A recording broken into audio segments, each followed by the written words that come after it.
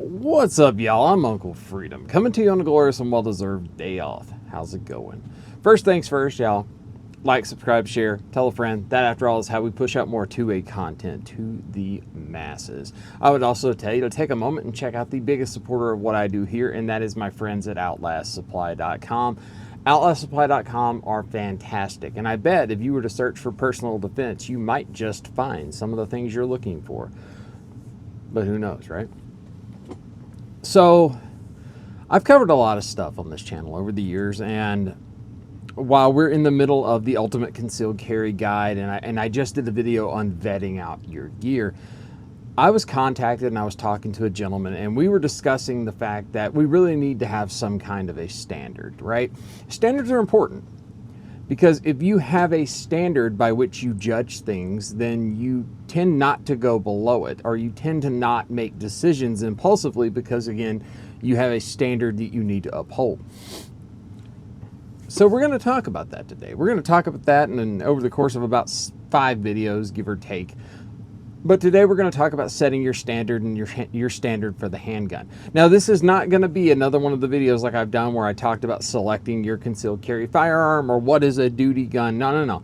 I'm talking legitimately one man, one gun kind of stuff, right? Like if you can only have one, right? We are in trying economic times. People do not have the expendable income that they once upon a time had.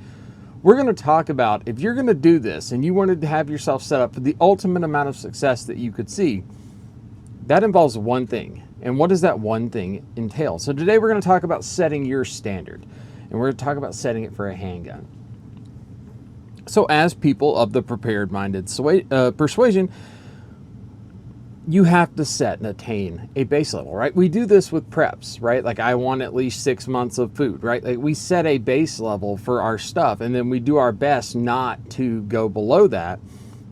And if we use any parts of it, we actually like try to replace that a little quicker. But your standard should not only include, in this world, the tested and vetted firearm itself, but your standard needs to be a fully set up for work with the proper tools, parts, ammo, transportation, all equipment that you need that is dedicated to that specific platform, right? Now, somebody's already going like, hold on now. Wait a minute. I just got my first handgun. What the hell is, what are you talking about? Like the standard for equipment, right? Well, don't worry, I'm going to help you. So the equipment that we choose should support and enhance our capabilities with that platform, right? This is the baseline, and any other equipment that we add to it should augment the already set system itself. That augmenting equipment is where we see things like night vision gear, thermals for rifles and stuff. That is where that exists, but that is not a part of your standard. That is an augmenting piece of equipment that you're adding to your standard that you should maintain. Our base standard that we have should effectively cover 90+% of any situations that we could come up with. Whether that is your daily life, going to the range, or the balloon going up tomorrow, your base standard should cover 90+% of anything that you could find, and anything we add to it is enhancing that 90+% to get us closer to 100. But your base standards should be hitting that 90+% all the time. And if they're not, don't worry, I'm going to help you, because I broke this down in such a way that you can actually figure out what you need to do this. So if we talk about a handgun, this is the, oh, by the way, YouTube, I'm going to show firearms today. All firearms are safe and clear. I'm in a safe area of my home, which I maintenance work on firearms. There is Kevlar on the wall behind my camera. Nobody's getting got through the internet. So that's for my safety check people, right? Like, we're going to handle firearms, but I have no financial vested interest in anybody buying anything I do. I don't sell things, YouTube. I produce educational content in an effort to help people. Get off my back. So your handgun, we need to get it sorted out first. And the reason being is 95% of situations that you would ever find yourself into, including the balloon going up, 95% plus of the time, that is your primary defensive tool. Not your rifle, not your shotgun, your handgun. Why? Because handguns are a tool of convenience. We can carry them on our person, which gives them a leg up advantage over almost anything else that we could do, right? We don't have to add 2 additional stuff, right? Like it's in our pants, right? It is a primary defensive tool. That fallacy that you've heard or you've got in your brain, if you're new here, I'm sorry, I'm going to hurt your feelings. You're not fighting your way back to your gun, right? If you're in a situation in which your rifle was required or could have been required with a greater than 80% chance, you should have had your rifle. That is a bad logistical planning move on your part. You're not carrying a handgun to fight your way to any damn thing. You're carrying a handgun to get your ass out of trouble and get yourself to another day. That is what a handgun is for, which is 95% of all encounters that you could ever find yourself facing. And again, in that other 5, you probably should have had the rifle when you got there. Your primary handgun standard, right? Like this is what it's not. We're not talking about a specific gun. We are setting a standard for what we need to achieve. Your primary handgun standard should be a fighting size, but still viable as a concealed carry for the handgun. That means things like the Mark 23 and the Deagle are kind of out because they're gigantic. But that also means that things like the Glock 26 or smaller things like this CR920X or your Glock 43X are not going to be what we're hunting for here. We are looking for something in that Glock and that 19 kind of realm, right? We want something that we can get full purchase on, that we can get a good grip on, that if we carried it on the outside of a battle belt, it would be totally fine. But it gives us the capability of a larger firearm, right? We could even go to something like, so this guy here, so this is my 45 Koa, right? This would fall onto that platform, right? This. You could even take it a step further and go into something like a Glock 47, right? So for those of you that are wondering the distance between those, like, it is not much. It is very, very, very close in size. So don't tell me how you can't carry a larger handgun, bro, because you can. The reason you can't is because your support equipment sucks, which we're going to get to. But your primary gun should fit in that category, right? It should be big enough for you to fight with. It should have enough ammo on board for you to fight with, but it should also be small enough that I can conceal it on a normal sized person without too much of a problem.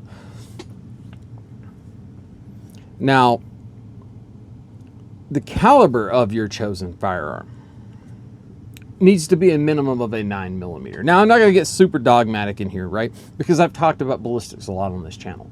I make a lot of people mad, and I also don't care. But if I were to take a modern defensive ammunition and I were to shoot it in like 9mm or 45 ACP or 40, and I was not to tell you which one it was in the gel block you were looking at, you couldn't tell me, because that's how it works. Sorry, I don't care how you feel about that. That's just reality, right? Like, I had been physically present when that was done. It is more about choosing a well-designed round. C, yeah, they suck, and it's not your fault you fell for the marketing video, right? Bullet design and construction is what gets us out of trouble, right? Especially with handguns, because handguns are bad terminal effect performers anyway. If the bullet is not made in such a fashion that it does its job every single time, it does not freaking matter what caliber it is, because it didn't freaking work. Better off throwing rocks at that point. It is about choosing a well-designed round. Capacity, though, is something we do need to consider, right? More bullets are always going to be better. If we set a standard was 45 rounds for a battle loadout, right? That would be 2 spare mags and a full mag inside of a minimum of 40 rounds inside of a Glock 19, right? Which we would all agree is a very concealable platform and a very fightable platform. However, if we were going to do the same thing with the 1911 chambered and Lord's caliber, we need 6 mags of 8 to do that. So yeah, your caliber matters, but not really because of the caliber, but more of the capacity of the situation we have. Like, 45 be bigger, right? But ain't nobody said you were going to hit with everything you did. You might miss something, right? And reloading less is always faster. Like, it doesn't matter how big it is if you have to reload and you get got anyway. So just food for thought there, folks. Now let's tackle that dedicated gear side of stuff, right? Because that's about as far as we're going to go on the handgun itself, like as far as caliber goes. Now, if we talk about the dedicated gear that goes into setting up your own standard, right? This standard is yours. I don't have to abide by your standard, right?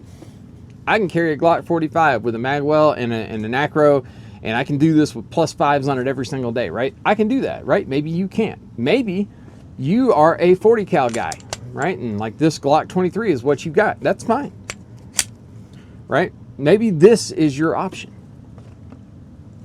I wouldn't go smaller than that, but that is your option, right? So keep in mind, through all of this, everything we talk about here, every single solitary piece of this has got to be vetted, from the ammo to the handgun to the holsters to your belt. Vet yo shit, man. I don't care how cool it is if it don't work. So first thing we're going to need to talk about, really when we talk about this, is sights. Now, sights are two things, right? You have iron bumpy things that are on guns. For those of you that have never shot an iron sighted gun, those are the bumpy things on top of it. And we have red dots. So for the boomers in the crowd, they're like, I don't trust that technology, Sonny. Right. This is a red dot, and it's a cheat code. Get with the times. The future's now. Is absolutely no secret that red dots are an absolute cheat code. It is possible to put a dot on that thing. You need to put a dot on that thing. I have a video. Put a dot on that thing, right? Go watch that video. You will be accurate, you will be faster, and you will have better situational awareness as a whole with a dot. Why? Because both eyes are open, I am not front sight focused, and I can see my surroundings because the dot is superimposed on my target. Now, dots itself do not exclude iron sights. You still need iron sights, right? Like I know some people, dots are so modern. I don't agree with that. I think you need iron sights. I think you need them on a fighting gun. Now, that said, iron sights, don't be cheap, right? Don't buy the, like, don't put Glock factory plastic sights on your crap, right? It's not the same. Having something like Wager did this cut on this Glock 23, right? And I have these iron sights, irons forward on this guy, right? On this gun here, this 47, right? Like I have GL 429s, which are a little taller, but it gives me the co-witness through this mailbox I've got on here. This is a new optic that came in, I'm testing out, messing around with, right?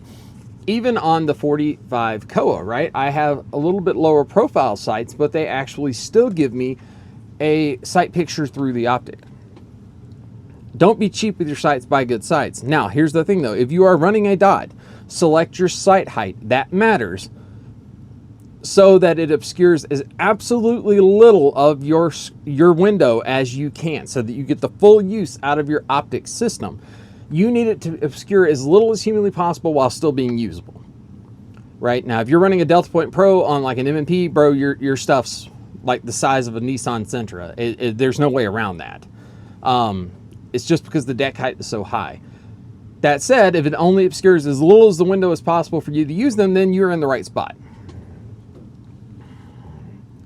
Now, here's the thing. The reason I say that these matter and you need to have them on there is not because I think your dot is going to fail. It is because it gives you a viable option for accurately aiming your handgun if your ability to change batteries sucks, right? Like if you just suck at changing batteries and like you have to be reminded every year of everything that you do, you might want iron sights because you probably ain't gonna remember to change your stuff. And if I ask you when the last time you changed your battery is and your answer is, I think, that is the wrong answer, right? Like I change all my batteries every year on my birthday. Have spare batteries with you, yes, but have iron sights because you didn't get to change batteries on a gunfight. It just doesn't happen, right? Like, yeah, we can fill the window full of meat and hope for the best. I would probably rather change my battery and not have to deal with that. Now, your dot. Buy a quality dot from a reputable manufacturer. Now, if you go outside of the known reputable manufacturers, right? Aimpoint, Trijicon, Holosun, I don't care if you like them or not. The new Defender line stuff from Vortex is phenomenal. Meprolite, pretty good. Dots, I haven't had any issues with those. If you step outside of that realm, though, and we start messing with stuff that is a new thing, right? So this came in from CV Life. I've never had anything from CV Life. They asked me if they could send me a dot. I was like, sure, man, I'll check it out. I'll give it a fair shake and I'll be honest, right? That is my thing. So they sent me this dot. This is the MC18-2. So this is an enclosed emitter mailbox dot, mounts on an acro footprint. It has a 2 MOA dot with like a donut of death, which I immediately turned off because that is too much shit inside of a pistol reticle. Nobody said you can't buy a less expensive dot. What I'm saying is if you buy a less expensive dot, you really need to vet that to be sure it's a good option. I can't make that decision for you because I don't have your bank account and I don't have to carry it. So make a decision that makes sense for you, but please, for the love of all things holy, vet your stuff to make sure it works. Now, that said, If you bought something like this 508T that I've got mounted on this Glock 23 that is about to be the coolest freaking handgun you guys have ever seen once it's done, I know that's a vetted, tested option. That doesn't mean I'm not going to vet it personally, but that means I have a lot more faith in that working. Same thing, right? Aimpoint. I have a lot of faith, even though the first Aimpoint Koa I got was dead. I have a lot of faith that Aimpoint's going to work. If I'm running the Acro, right, I have more faith in this Acro than any other optic I have. I have RMRs, I have an RMR HD, I have an RCR. I have more faith in this because I put 35,000 rounds on this single gun in optic in like the last year and 4 months. So I have a ton of faith in the Acro. Vet your stuff. Be sure your stuff works for you. That is the most important thing. As long as you vet it, you're comfortable with it. It's your gunfight, not mine. Now, after that, zero your dot. There's a video. Y'all saw that video, I was mad.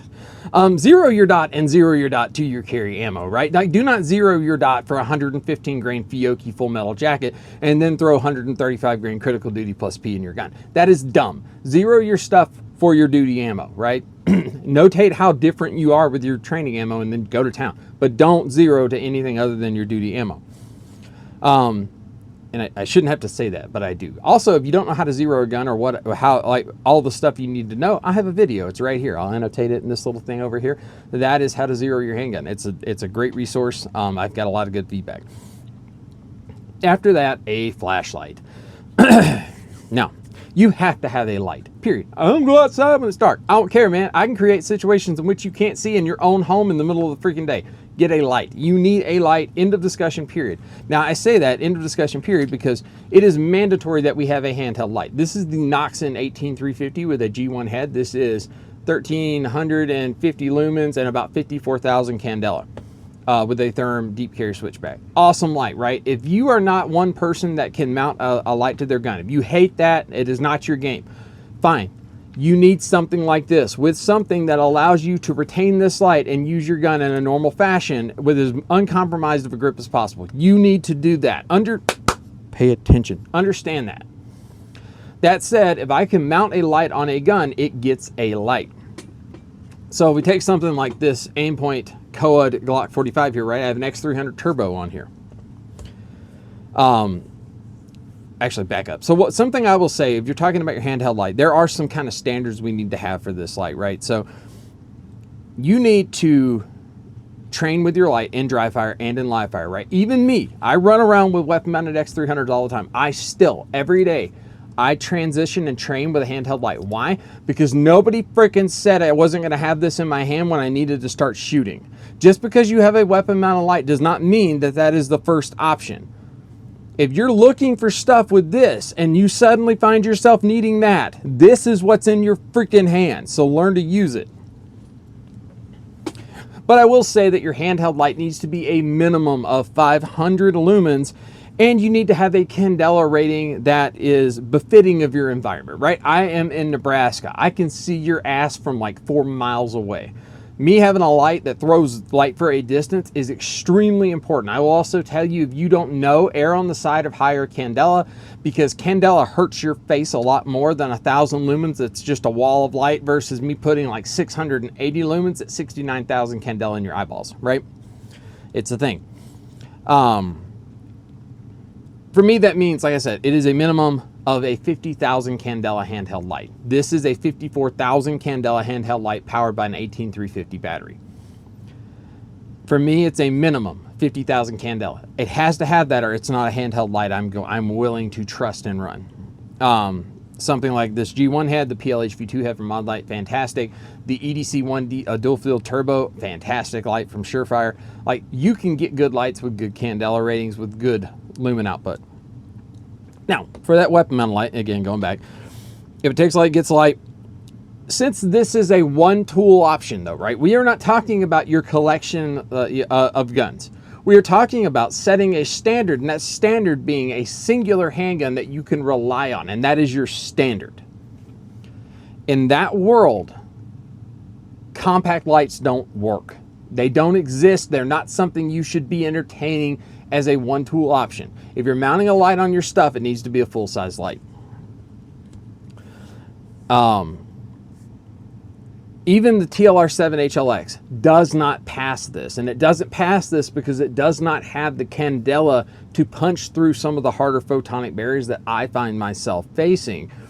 Whereas I can do that very well with an X300 Turbo or a mod light with either head in the 18350, the PL350 body.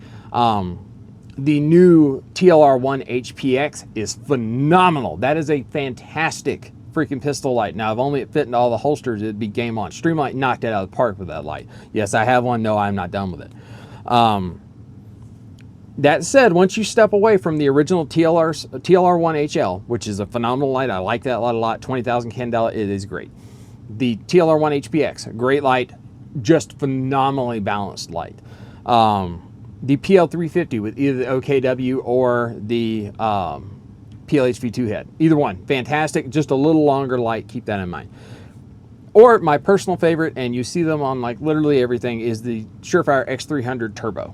That is 660 lumens at 66,000 candela. That is my favorite pistol light. Now, what I would say when we look at a pistol light, you need a minimum of 20,000 candela, because that is a good standard that allows you to defeat the barriers that you may find, including the ejecta from your firearm when you're shooting in the dark. You also need to have an interface on that light that allows you to effectively control that light in the manner in which you need, right? So the Surefire X300, if I push directly in, I get a momentary, right? I can do that very easily. Or if I'm in a situation that might require a lot of light and I need really good holding on to the gun, I will rock this guy on and then get my grip. And I'll just rock my finger up, turn it off. All lights are momentary if you turn them off when you're done using them.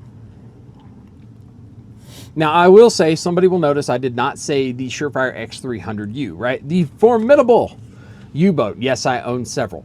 The reason I do not have the U-boat on here is the U-boat is a 1,000 lumen light, which is more than the 300 Turbo, but it has very, very, very, very low candela numbers. I would pick a TLR1 HL over an X300U. Just 100% of the time, I'm going to take the TLR1 HL, the standard one, over the 300 U-boat, and that is because it has a very good balance of brightness and throw. This has a good brightness, but it has abysmal throw. If you are in a very short ordered thing and you needed a ton of light in front of your face, this is a great option, right? But it is a situation dependent, and it is not a situation in which I believe it exists for me. In setting up a standard, it is just not something I would choose.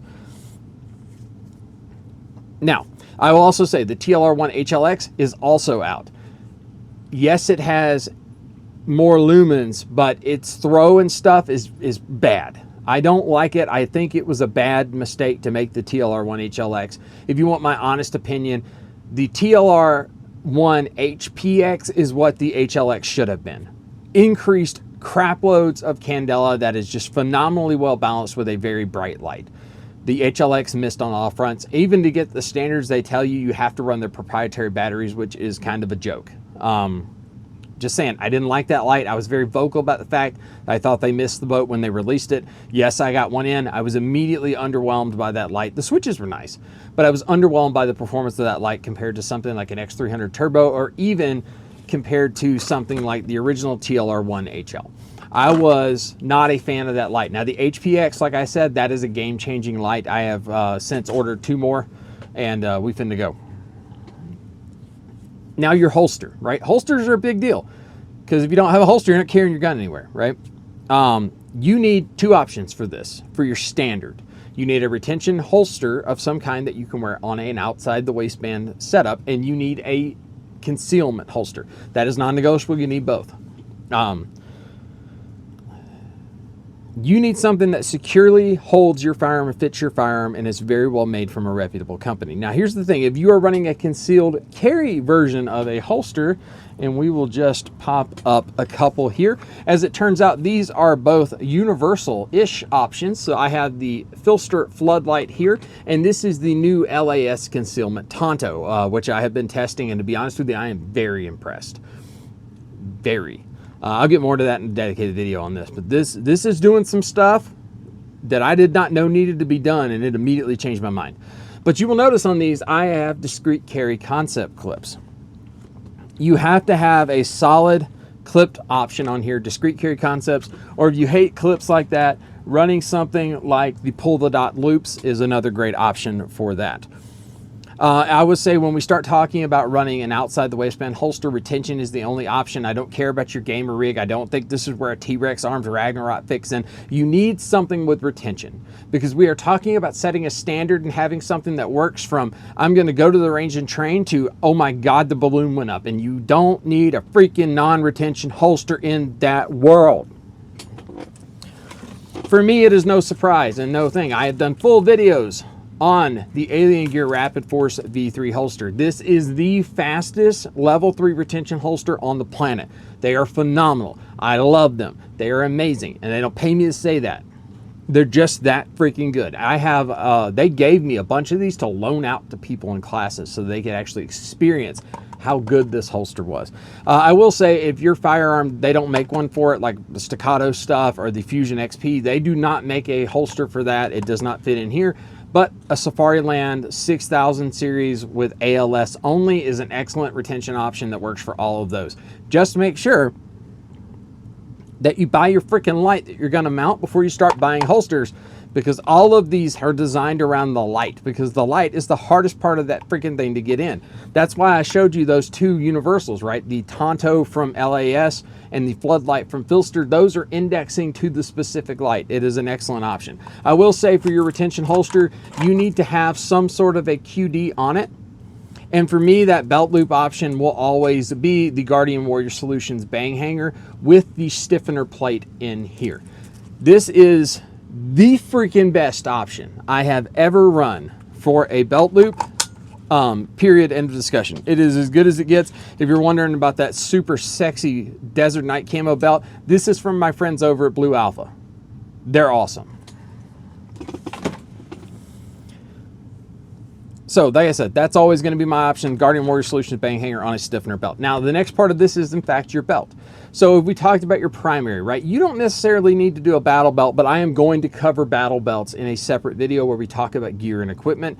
That will cover everything from chest rigs to plate carriers to war belts to armor itself. Like, all of that is in that video. That is just the gear and equipment side of the house. But you do need a good belt for carrying a gun, end of discussion. Now, I will tell you, if you do something like a Blue Alpha Battle Belt Light, Duty Belt Light, which would solve your outside the waistband carriage too, the inner belt that comes with these is bar none the best inner belt on the planet. In fact, I am wearing my Blue Alpha low profile inner belt. They make a low profile EDC belt. They also make the hybrid EDC belt. They are phenomenally stiff, incredibly comfortable, very low profile, and they do a fantastic job of supporting your firearm. Now, moving on from that, we got to talk about magazines, man. Most of your firearms, if you buy Glock, you're going to get 3. A lot of the other stuff comes with 2. You need a minimum of 2 magazines for the firearm that are dedicated to carrier duty use, right? That would be the one that's in the firearm, which needs to be a standard capacity unless you have a shorter grip, like a Glock 19. You need a standard capacity magazine in there, because what we're hunting for, this is the hardest part of this firearm to conceal. Having a flush fit magazine in here means I don't have anything extra that sticks out. That said, for your secondary magazine, this is also from LAS Concealment. This is a new thing I got with the Tonto. This is his inside the waistband mag holder. I have them from 5 companies to this point. This is by far the best one I've ever run. It is awesome. The way it is set up, I can adjust it for retention is very easy. Also runs discrete carry concept clips, though the Abdo from Tenacore is also exceptionally well done. I really like it as well. But you need those 2 magazines, and your secondary magazine for reloads needs to be a little bit extended, right? So if you had a Glock 19, this is a 19X mag, so this is 17 plus 2. This would make a great option. Or you can put extensions on these. Now, somebody's going to be something about carry, blah, blah, blah, right? It is not hard to conceal this with this +5, right? So this magazine is effectively a 22 round magazine, and it is extremely easy to conceal just because of its design and where we're carrying it, right?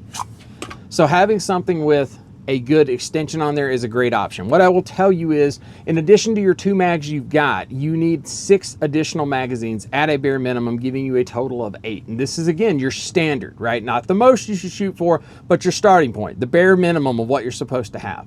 And of those 6 additional magazines you have, you need at least 2 that are extended in some variety, and you need 4 additional mags that are just your standard, whatever that thing is that fits your firearm, right? I will say, if you're going to run extensions on a firearm, to be very cognizant of how it affects your spring tension.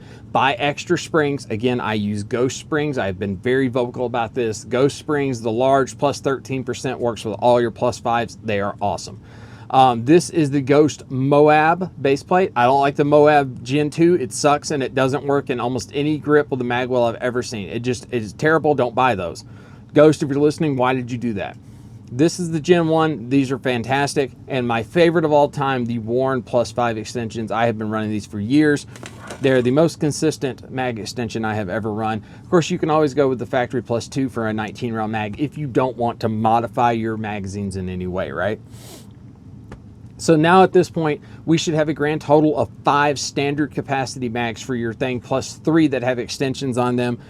That gives us magazines for training without offloading our stuff, but it also provides us the thing that if the balloon went up and we needed a heavier loadout with our mags in other places, we have the mags in which to do that, right? So we're looking at 8 mags total. That is, your standard. Now, after that, we got to talk about ammo, because ammo is the elephant in the room, right? I am a ballistics nerd, man. I wax and wane philosophically all the freaking time about ammo, and that is because ammo is the thing that is doing the job. This is the tool that we're asking to shoot the ammo to the thing to do its job. It does not matter which tool we have. The bullet is what does the work.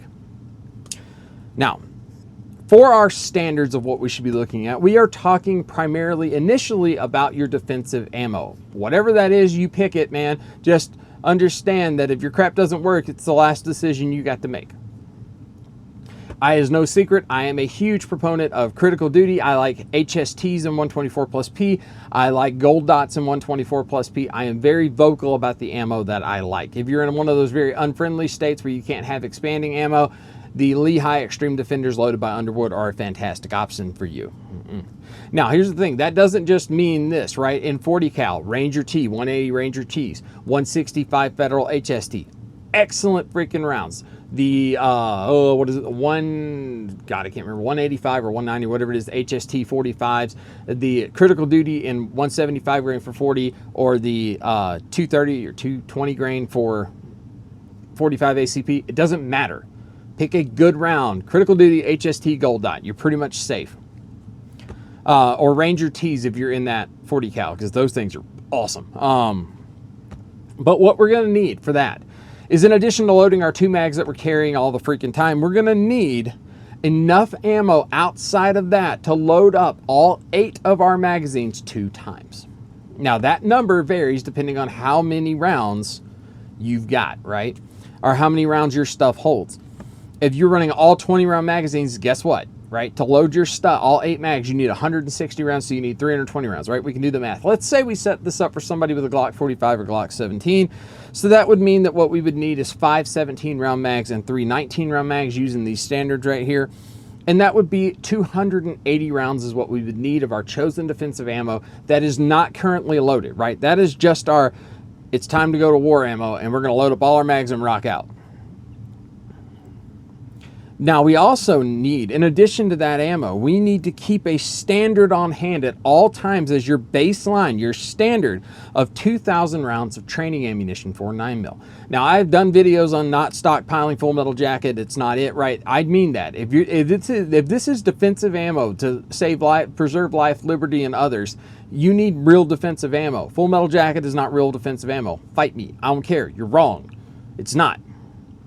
But Full Metal Jacket is excellent training ammunition, and I guess if you didn't have another option, there was a guy that posed a really good question of, would I take a fully vetted firearm with Full Metal Jackets, or would I take an unvetted firearm with a magazine of the best defensive ammo in the world? Go back and find that comment. I left it on there. Full Metal Jacket is training ammo so that we hit what we're aiming at when we shoot our good ammo.